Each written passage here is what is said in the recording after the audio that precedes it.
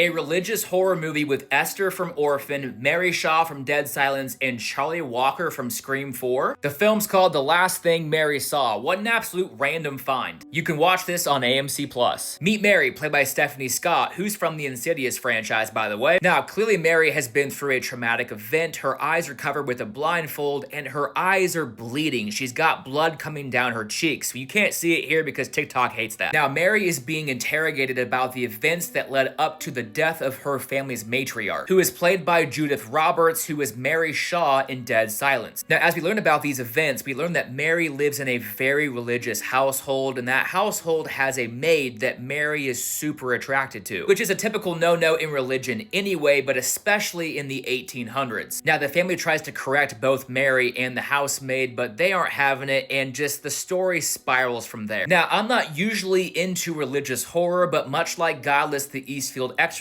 The Last Thing Mary Saw is grounded in a story that's still relevant today. Godless is rooted in mental health, and Last Thing Mary Saw is rooted in sexuality. Yes, this is a bit of a slow burn, but the story that Mary has to tell, it all builds up to one scene that has zero dialogue, and it's executed so perfectly. All you need is that tension. Look, I'm not sure why this film isn't talked about more, especially with its cast, but if you are into slow burns or religious horror at all, I would definitely give The Last Thing Mary Saw a watch. It's worth your time.